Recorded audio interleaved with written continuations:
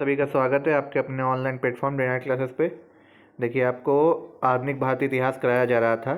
तो आधुनिक भारतीय इतिहास आपका बीच बीच में ऐसे ऐसे कुछ तथ्य आते हैं, तो उस वजह से ये काफ़ी इम्पोर्टेंट है। एक तो गांधीयन इरा जो 1905 से चालू होगा। सॉरी, हाँ, 1905 क्या 1911 से मान के चलिए ज़्यादातर। उससे पहले 1885 से 1905 तक, 1910 तक बहुत इम्पोर्टेंट है। और उससे पहले आपका 1857 से लेकर के यहाँ तक इम्पोर्टेंट है। और सबसे पहले आपका जो 1600 वाला ये चल रहा था, बक्सर का युद्ध वगैरह, ये 1700 पूरा, ये बहुत इम्पोर्टेंट है। तो ये आने वाले सभी एग्ज़ाम्स के लिए इम्पोर्टेंट है बेहद ही, क्योंकि पीसीएस का एग्ज़ाम आपको 14 मई को है। इसके साथ ईपीएफओ में जो आपकी वैकेंसी आई है, अकाउंट्स ऑफिसर, इन्फोर्समेंट ऑफिसर और असिस्टेंट प्रोविडेंट फंड कमिश्नर, ये 3 पोस्टें हैं। इनके लिए भी जो हिस्ट्री आएगी वो यही पॉइंट होंगे, इनके लिए भी इम्पोर्टेंट है। साथ ही साथ इंग्लिश का फाउंडेशन बैच चल रहा है, उसमें जो है आपको जो ये अपकमिंग एग्ज़ाम है ईपीएफओ, उसके लिए इम्पोर्टेंट वो सीरीज है। और उसके साथ एमसीक्यू प्रैक्टिस सेट भी लाए जाएंगे। सीयूईटी वाले यही क्वेश्चंस आते हैं, तो आप एक बार डिटेल में थ्योरी पढ़ लीजिए। अभी आप एग्ज़ाम दे करके फ्री भी हुए होंगे जो भी 12th वाले हैं। एक बार आपका रिवीजन हो जाएगा, फिर आपके लिए जो है करीबन ये मान के चलिए कि 20 मार्च के आसपास से जो है, ये 25 मार्च के आसपास से आपका पूरा 50 दिन का जो है एक एमसीक्यू सीरीज इम्पोर्टेंट चलेगी प्रैक्टिस सेट के माध्यम से। तो तब तक के लिए इस वीडियो को आप तब तक अपना रेफरेंस के रूप में देख सकते हैं। चलिए स्टार्ट करते हैं। देखिए, यूरोपीय वाणिज्यिक कंपनियों का भारत आगमन। अब देखिए, हम आपको बता चुके थे कौन कौन पहले आया। देखिए, पुर्तगाली आए थे, ये यूरोपियन थे। कोई आपसे पूछता कौन आया, तो यूरोपियन आए थे। यूरोपियन सबसे पहले, पुर्तगाली सबसे पहले आए, सबसे आखिरी में गए। डच आते हैं, ब्रिटिशियस आते हैं, डेनिस आते हैं और लास्ट में फ्रांसीसी आते हैं। तो कोई पूछे सबसे लास्ट में कौन आया, तो फ्रांसीसी। सबसे लास्ट में गए कौन, पुर्तगाली। सबसे पहले कौन गए, फ्रांसीसी गए थे। तो देखिए, इन यूरोपीय में यद्यपि अंग्रेज डचों के बाद आए, परंतु ईस्ट इंडिया कंपनी की स्थापना उससे पहले ही हो चुकी थी। प्रथम पोर्तुगीज तथा प्रथम यूरोपीय यात्री कौन थे, वास्को डी गामा थे, आपको सभी को पता है। पोर्तुगाल की राजधानी लिस्बन से ये चले थे। 90 दिनों की समुद्री यात्रा के बाद ये यहाँ पहुँचते हैं। अब कालीकट जो है आपका केरल के मालाबार तट पे स्थित है। जमुरीन ने इनका स्वागत किया था। अब पुर्तगालियों के जो जो 2 उद्देश्य से वो तो आपको पूरा बता ही जा चुका है कि कैसा क्या उद्देश्य रहा था उनका। लेकिन इसमें होता क्या है, पेड्रो अल्बाज जो है वो आते हैं और यहाँ पे जो है ये दुर्ग, इसको जो दुर्ग बोला जाता था, उसकी स्थापना करते हैं। ब्लू वाटर पॉलिसी इसमें चलाई जाती है। तो कहीं ना कहीं से अल्बुकर्क जो है वो भी इम्पोर्टेंट है आपके लिए। वास्को डी गामा 3 बार भारत आया था, ये आप सभी को पता होना चाहिए, ये क्वेश्चन कई बार पूछा जाता है। अल्फांसो डिसूजा आए थे भारत, ये भी इम्पोर्टेंट है। डच ईस्ट इंडिया आपको हम बता चुके थे, डच ईस्ट इंडिया हम आपको बता चुके थे। बेदरा का युद्ध आपसे कई कई बार पूछा जाता है, 1759 में हुआ था फ्रांसीसियों और अंग्रेज़ों के बीच। फिर अंग्रेज आते हैं। अब अंग्रेज का क्या था, ये पूरे अपने उससे आए हुए थे कि इनको क्या करना है, भारत पे पूरे तरीके से अपना ट्रेड चलानी है। पहले आते यहाँ ये पुर्तगाली तो सिर्फ इसीलिए आए थे कि इन्हें ट्रेडिंग करनी है और लाभ कमाना है, लेकिन बाद में यहाँ पे ये अपने चर्च भी स्थापित कर, धार्मिक स्थापना भी करने लगे। लेकिन ब्रिटिशियस के आए थे, वो जिस फूट डालो और राज करो की राजनीति के रूप से आए हुए थे। तो ये आपका पूरा था। अब इसमें आपके जो इम्पोर्टेंट फैक्ट्स कई कई बार पूछे जाते हैं, उनको हम इस वीडियो में आपको बता रहे हैं। कई कई बार ऐसा होता है कि आपके बीच से जो है कई बार क्वेश्चन ऐसे बनते हैं, तो उन्हीं को इस वीडियो में आपके बताएंगे। और साथ ही साथ एक आपके ऐसे क्वेश्चंस भी थे जो इम्पोर्टेंट है, वो पूछे जाते हैं, तो उनको हम आपके लिए इसमें रखा हुआ है। तो ये देख रहे हैं, देखिए इस वीडियो में हम आपको यहाँ से बताने जा रहे हैं।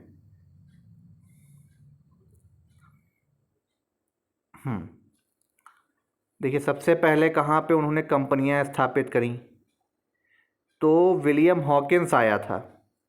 ये देखिए, यहाँ से हम, हॉकिंस जो है मुग़ल दरबार में फ़ारसी भाषा में आता है, बात करता है।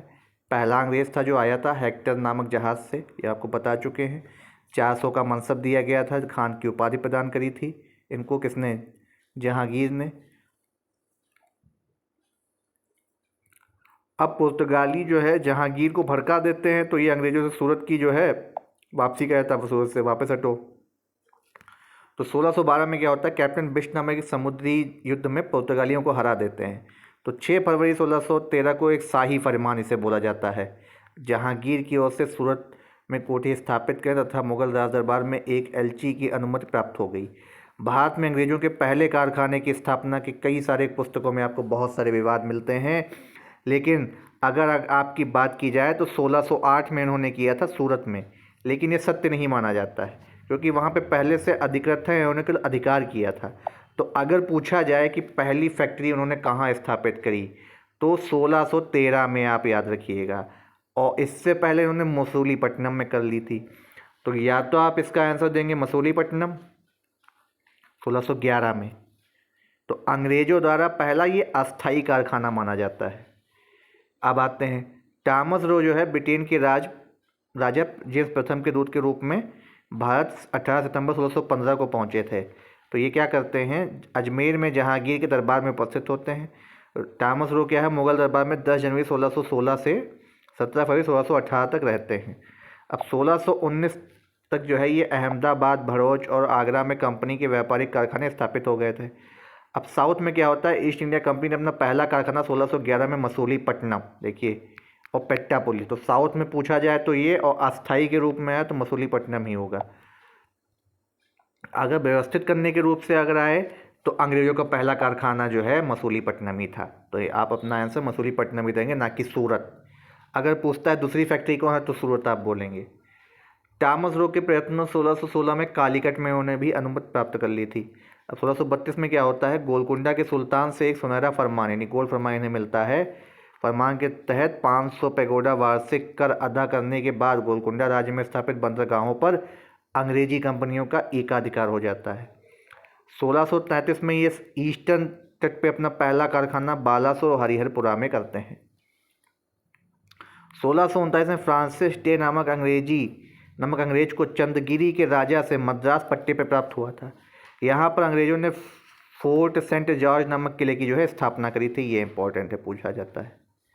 अब 1661 में पुर्तगालियों ने, अब देखिए अंग्रेज कैसे जो है इनसे पुर्तगालियों से जो है इन्होंने क्या किया था, बम्बई को ले लिया था। तो 1661 में पुर्तगालियों ने अपनी राजकुमारी कैथरीन ब्रेगंजा का विवाह ब्रिटेन के राजा चार्ल्स द्वितीय से किया था और बम्बई को दहेज के रूप में उन्होंने दे दिया था। राजकुमार चार्ल्स अब दहेज के रूप में कैसे कि वहाँ पे जो ट्रेडिंग करते थे, ये वहाँ के जो पोर्ट थे, उसकी सारी ट्रेडिंग के अधिकार ब्रिटेन को दहेज में दे दिए गए थे। 1668 में बम्बई को 10 पाउंड के वार्षिक किराए पर ईस्ट इंडिया कंपनी को इन्होंने, अब राजकुमार चार्ल्स ने क्या किया, ईस्ट इंडिया कंपनी को दे दिया 10 पाउंड के किराए पे। 1669 तक बम्बई का गवर्नर जनरल हेराल्ड, ये हेराल्ड है, जेराल्ड नहीं है, हेराल्ड अंगियार, इनको जो है बम्बई का वास्तविक और महानतम संस्थापक बोला जाता है। तो बम्बई के अगर बोला जाए तो किसने स्थापना करी थी, अगर इसकी डिज़ाइनिंग जो करी थी शहर की, कैसा आर्किटेक्चर रहेगा, यहाँ पे क्या क्या रहेगा, तो हेराल्ड अंगियार ही थे। एक नाम आता है एडविन लुटियंस का, तो वो आपके रहे हैं दिल्ली के। हेराल्ड अंगियार ने बम्बई में किलेबंदी के साथ यहाँ गोदी का भी निर्माण कराया। अब अंगियार ने बम्बई के गवर्नर के रूप में यहाँ से तांबे और चांदी के सिक्के टकसाल की स्थापना करी और अपनी समिति को पत्र भी ये लिखते हैं कि अब समय आ गया है जब आप अपने हाथों में तलवार लेकर सामान्य व्यापार का प्रबंध करें।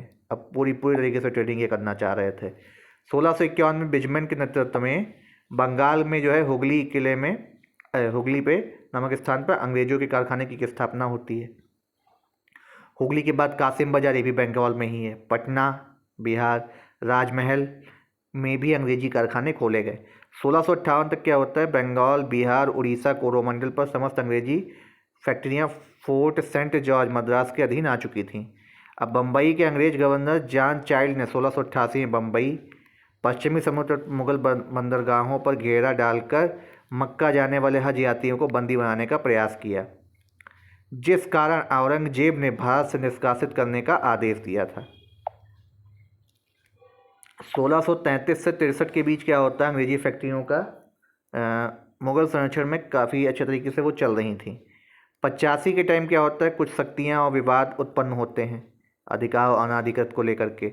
अब 17वीं सेंचुरी जब आती है तो उस टाइम क्या होता है, ईस्ट इंडिया कंपनी जो है संस्था बनकर ना रहकर भारतीय राजनीति में भी दिलचस्पी लेंगे, जैसे कि बंगाल के जो है ये नवाबों को और अवध के नवाबों पे, जैसे बंगाल के सूबेदार थे शाह शुजा द्वारा दिए गए एक विशेष फरमान 1651 में अंग्रेजों को 3000 रुपये वार्षिक कर देने पर बंगाल में व्यापार विशेष अधिकार प्राप्त हो गया था। फिर 1682 बंगाल के मुगल सूबेदार के यहाँ विलियम हैजेज के नेतृत्व में दूत मंडल जाता है और विलियम हैजेज बंगाल का प्रथम अंग्रेज गवर्नर था। ये पूछा जाए प्रथम अंग्रेज गवर्नर तो विलियम हैजेज हैं। मुगल सम्राट औरंगजेब अंग्रेजों के बीच पहली भिड़ंत 1680 में हुगली पे ही हुई थी। मुगलों ने हुगली अंग्रेजों को पलायन करने पर विवश कर दिया। अंग्रेजों को एक ज्वारग्रस्त द्वीप पर शरण लेनी पड़ी। यहाँ से जॉब चारनाक आता है और बीच बचाव करता है। परिणाम जो 1687 में सुल्तानटी में पुनः लौटने की जो इनको अनुमति मिल जाती है। फिर 1690 में क्या होता है, जाब चारनाक जो है बंगाल में कंपनी के एजेंट के रूप में आता है और सुल्तानटी में अंग्रेजों की एक फैक्ट्री की स्थापना करता है। वर्धमान जिला आपने कई बार नाम सुना होगा। वहाँ के जमींदार थे शोभा सिंह के विद्रोह से अंग्रेजों को सुल्तानती कारखाने की जो किलेबंदी करने की आवश्यकता होने लगी। उसके बाद 1200 रुपये वार्षिक कर पर सुल्तानटी गोविंदपुर कलिकटा की जिम्मेदारी इनको प्राप्त हो जाती है बंगाल के सूबेदार से। अब क्या होता है, कंपनी को पहले देखिए कलिकटा बोला जाता था, गोविंदपुर सुल्तानटी गांव की जिम्मेदारी इब्राहिम खां से मिली थी। इब्राहिम खां वहाँ के उस टाइम थे। इन तीनों गांवों को मिलाकर आधुनिक कलकत्ता की नींव जाब चारनाक ने रखी। तो अगर अब आपसे पूछा जाए कि कलकत्ता की स्थापना किसने की या नींव किसने रखी, तो जाब चारनाक हैं, इम्पोर्टेंट है ये। और कौन से 3 गांवों को मिला के कलकत्ता बना है, तो क्या बना हुआ है, गोविंदपुर, सुल्तानटी और कालीकाता। अब यहीं पे जो है फोर्ट विलियम किले की भी नींव पड़ी थी। 1700 ईस्वी में पहले प्रेसिडेंसी नगर फोर्ट विलियम का प्रथम गवर्नर सर चार्ल्स आयर को बनाया गया था। अब औरंगजेब क्या करते हैं, 1701 में भारत में रहने वाले सभी यूरोपियनों को गिरफ्तार करने का आदेश दे देता है। ब्रिटेन की सारी प्रजा को भारत में व्यापार करने का अधिकार पहले ही मिल चुका था। तो अब क्या करते हैं, आपका इस अधिकार पत्र के बाद इंग्लैंड के राजा विलियम तृतीय जब आते हैं तो अपनी प्रतिद्वंदी कंपनी इंग्लिश ट्रेडिंग कंपनी इन ईस्ट का गठन किया और नई और पुरानी दोनों को आपस में मिला करके जो है ये 1802 में नई दोनों आपस में मिल गई थी और दोनों कंपनियों का विलय अर्ल ऑफ गोडोलिपन का निर्णय क्या होता 1708 और 9 में कर दिया गया था। अब क्या होता है, इसका नाम क्या रखा गया, the United Trade Company of Merchants of England trading to the East Indies, ये नाम रखा गया था। इस कंपनी का जो इतिहास क्या रहा, 1717 में जब जॉन सुरमन के नेतृत्व में एक मंडल आता है, मुगल बादशाह फर्रुखसियार से मिलते हैं। जितनी भी ये घटनाएं हुई उत्तरोत्तर मुगल काल में ही हुई हैं। फिर क्या होता है, यहाँ पे जो है 1658 तक जहाँ पे उन्होंने अपनी अधीन पूरा कंपनियाँ बना चुके थे, तो अब क्या करते हैं, जॉन चाइल्ड आते हैं। जॉन चाइल्ड जो है हज यात्रियों को बंदी बनाने का प्रयास करते हैं, जिससे औरंगजेब इनको निकाल देते हैं। तो कहीं ना कहीं औरंगजेब और इनकी यहाँ से खटास पैदा हुई थी। खटास भी पैदा हो जाती है तो अब करते क्या है, देखिए यहाँ पे थोड़ा सा आपको डबल मिल गया होगा। हाँ देखिए कुछ आपका यहाँ पे डबल आपको मिल रहा होगा, तो उसको आपको नहीं पढ़ना, हम आपको जो बताने जा रहे हैं वहाँ से आपको पढ़ना है। देखिए अब आपका क्या होता है, सबसे अंत में आते हैं फ्रांसीसी। लुइस सम्राट 14वें के शासनकाल में याद किया जाता है। 1664 में फ्रेंच ईस्ट इंडिया कंपनी की स्थापना होती है, जिसे कंपनी देश इंदसे ओरिएंटल बोला गया। अब व्यापारिक कंपनी को राज्य द्वारा विशेषाधिकार वित्तीय संसाधन प्राप्त था। इसे एक सरकारी व्यापारिक कंपनी कहा जाता था। 1667 में फ्रांसिस्को कैरो के नेतृत्व में एक अभियान दल भारत रवाना होता है। अब 1668 में सूरत में आने वाले अपने पहले व्यापारिक कारखाने की स्थापना करेगी इन्होंने। 1670 में मरकारा के गोलकुंडा के सुल्तान से अनुमति प्राप्त कर मसूलीपट्टनम में दूसरी फ्रेंच फैक्ट्री की स्थापना इन्होंने कर दी थी। 1672 में क्या होता है, एडमिरल डेला ने गोलकुंडा को जो है परास्त कर सैंथोमी सुल्तान से छीन लिया। अब देखिए इसमें जो आपका इम्पॉर्टेंट फैक्ट आता है वो यहाँ से है। 1674 में बंगाल के सूबेदार शाइस्ता खां थे, उन्हें फ्रांसीसियों को परास्त कर 1690-92 में चंद्रनगर स्थापना करी, चंद्रनगर की। अब डचों ने जो है अंग्रेज़ों की सहायता से पौंडीचेरी को छीना। फिर रेजविक की संधि होती है, यानी पौंडीचेरी पुनः प्राप्त करते तो पौंडीचेरी की भी संधि पूरी जाती है। कब हुई थी? 1697 में, इंपॉर्टेंट है। पौंडीचेरी के कारखानों में ही मार्टिन ने फोर्ट लुई का निर्माण किया। अब 1731 में चंद्रनगर के प्रमुख के रूप में फ्रांसीसी गवर्नर डुप्ले, जिसका पूरा नाम जोसेफ फ्रैंकवाय डुप्ले की नियुक्ति होती। ये बहुत इंपॉर्टेंट है डुप्ले। अब डुप्ले क्या करते हैं? 1742 में वो पौंडीचेरी के गवर्नर जनरल रहा। 1742 में इसे भारत में स्थापित अपने सभी फ्रांसीसी बस्तियों गवर्नर जनरल बना दिया गया। डुप्ले से पूर्व भारत में फ्रांसीसी बस्तियों का प्रधान दोमास था, नवाब का खिताब भी दिया गया। इसलिए जब डुप्ले भारत आया तो उसने खुद को नवाब डुप्ले करना शुरू कर दिया था। डुप्ले प्रथम यूरोपीय जिसने भारत के अंदर यूरोपियन साम्राज्य की स्थापना करने की इच्छा जागृत की। डुप्ले ने ही पहली बार जो है यूरोपीय सेना को भारतीय राजाओं के यहाँ उन्हीं के खर्चे पर नियुक्ति करवाने की नीति अपनाई और भारतीय राजनीति में हस्तक्षेप करते हैं। अब डुप्ले क्या करते हैं? 1706-1720 तक फ्रांसीसी प्रभाव भारत में बहुत रहा। अब देखिए, जो कंपनी आई थी उसका पुनर्निर्माण ये करते हैं और ईस्ट इंडिया कंपनी की स्थापना व्यापारिक उद्देश्य से करी गई, लेकिन राजनीतिक लक्ष्यों तक नहीं था, लेकिन वो बाद में आ जाते हैं।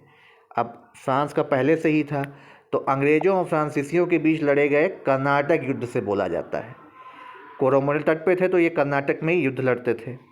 अब आपका इससे जो सबसे पहले इनकी जो राजधानी अर्काट रखी थी, अब प्रथम कर्नाटिक वार आपका शुरू होता है। तो आने वाले वीडियो में हम आपको बताएंगे सारे कर्नाटिक वार, उसके बाद आपको महत्वपूर्ण क्वेश्चन कराएंगे। ये आपकी पृष्ठभूमि थी फ्रांसीसियों के और अंग्रेज़ों के और पुर्तगालियों का कैसे विलय होता है। तो आने वाले वीडियो को जरूर देखें। तब तक के लिए आप चैनल को लाइक करिए, वीडियो को लाइक करिए, चैनल को सब्सक्राइब करिए, ढेर सारा पैसा बनाने के। तब तक के धन्यवाद।